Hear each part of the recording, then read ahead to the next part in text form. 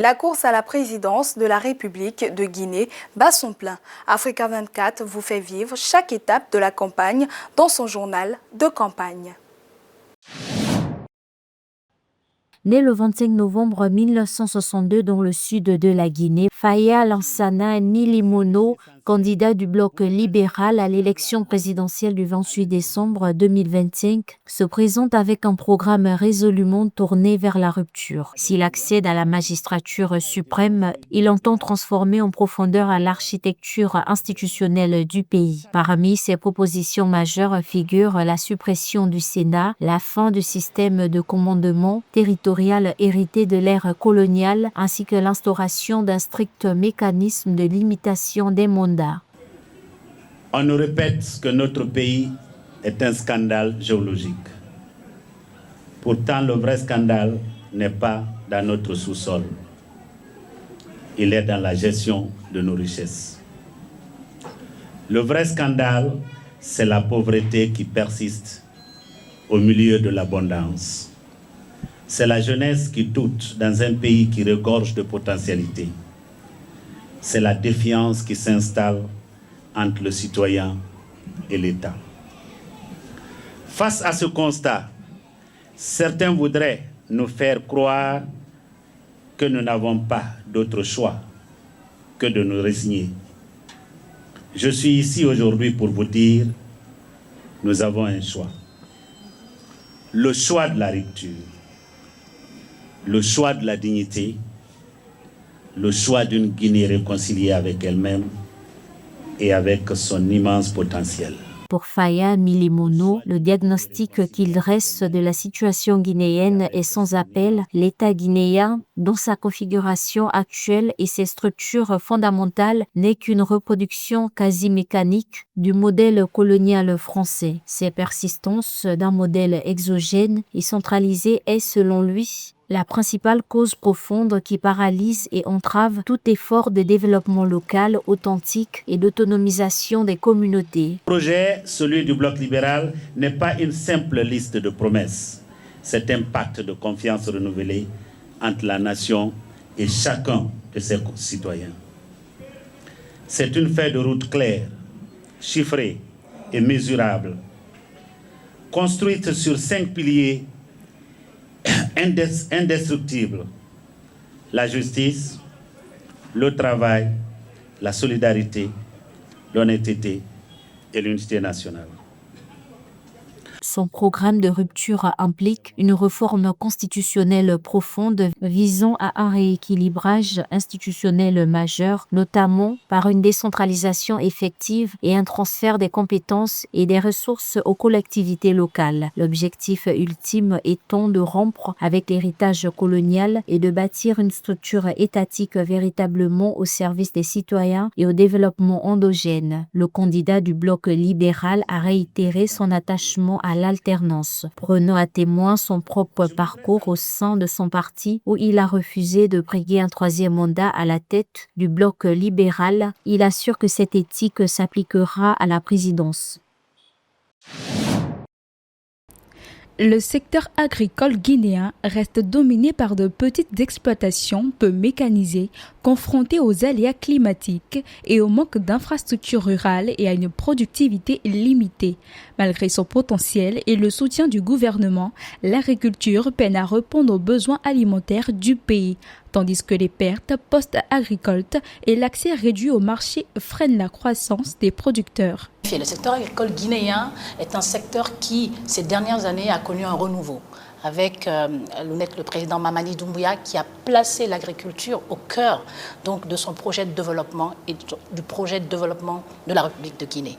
Donc nous disons que le secteur agricole guinéen est en mode de montée. On a encore assez de défis à relever. On a les défis d'accès à la mécanisation, on a les défis d'accès à des intrants de qualité, mais aussi adaptés aux terres locales. On a des défis de renforcement de capacité de nos agriculteurs. On a des défis justement de plateformes logistiques qui permettent et facilitent donc l'accès aux différents marchés. La création et la mise en œuvre du programme Simondo 2040 ouvre de nouvelles perspectives pour l'agriculture guinéenne en modernisant les chaînes de valeur, en développant l'agro-industrie et en intégrant davantage les petits producteurs. Aujourd'hui, seulement 25% des terres arables guinéennes, soit environ 13,7 millions d'hectares au total, sont exploitées et moins de la moitié valorisées chaque année. L'accès élargi au financement et aux infrastructures grâce au projet Simandou 2040 ainsi qu'au renforcement de la transformation locale pourrait améliorer l'irrigation et la productivité.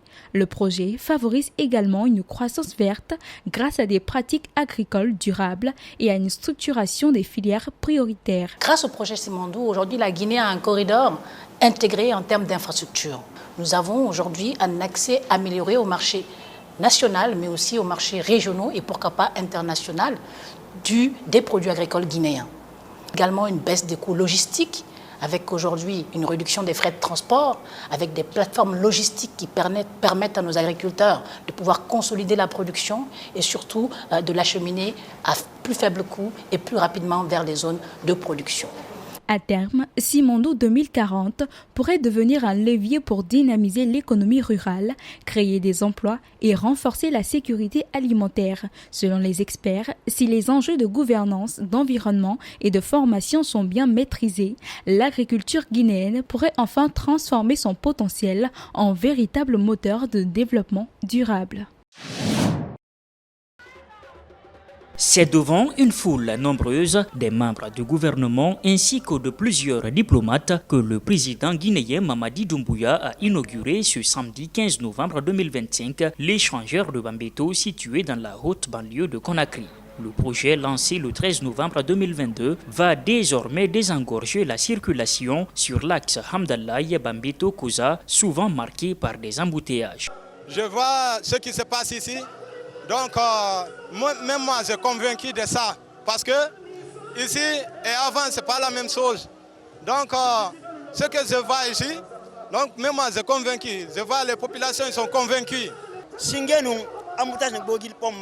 Avant, il y avait des embouteillages monstrueux sur cet axe. Grâce à Dieu, aux prières de nos parents, que la paix règne dans ce pays. Dans la foulée de cette inauguration, le ministre du Plan et de la Coopération internationale, Ismaël Nabé, a annoncé le démarrage des travaux de construction d'un autre échangeur, cette fois-ci à Anko 5 sur la transversale numéro 4. Un autre ouvrage qui sera réalisé à l'aide du Fonds Cohésion. Depuis plusieurs décennies, la Guinée et le Koweït entretiennent une coopération fondée sur la confiance, sur la fidélité et sur l'efficacité. Cette coopération exceptionnelle s'est encore renforcée sous le leadership visionnaire du président de la République.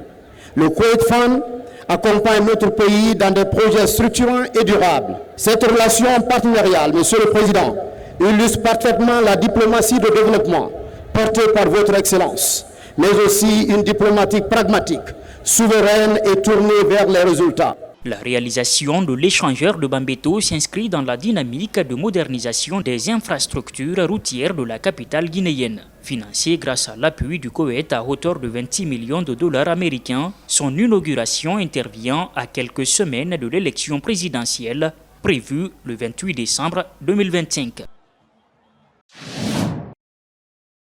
Situé à 135 km de la capitale Conakry, Kindia pour certains, Kania pour d'autres, capitale de la région de Kindia et chef-lieu de la préfecture, est considérée comme l'une des villes les plus cosmopolites de Guinée. Principalement habitée par les Soussous et les Peuls, elle fait partie des 8 régions administratives du pays et sa culture enrichit son histoire de manière saisissante. Hindi Kamara, le vieillard dont la ville porte le nom.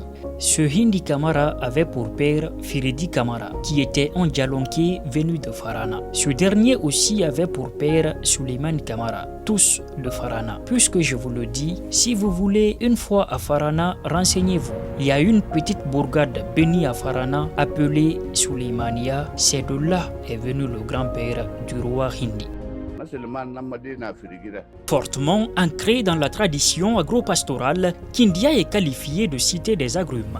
La ville joue un rôle clé en approvisionnant les marchés urbains, particulièrement ceux de Conakry en produits vivriers, tubercules, fruits et légumes. Kindia représentant également un point de convergence entre Conakry et l'intérieur du pays, concentre une variété d'activités économiques qui enrichissent son histoire. Les paysages et les attractions touristiques apportent joie et bien-être à la ville.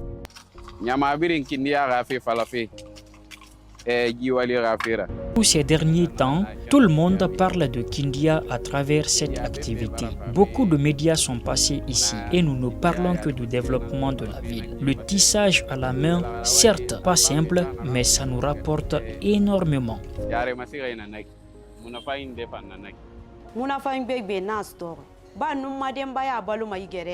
C'est grâce à cette activité que je subviens aux besoins de ma famille. Je nourris mes enfants avec les profits que je fais dans cette teinture.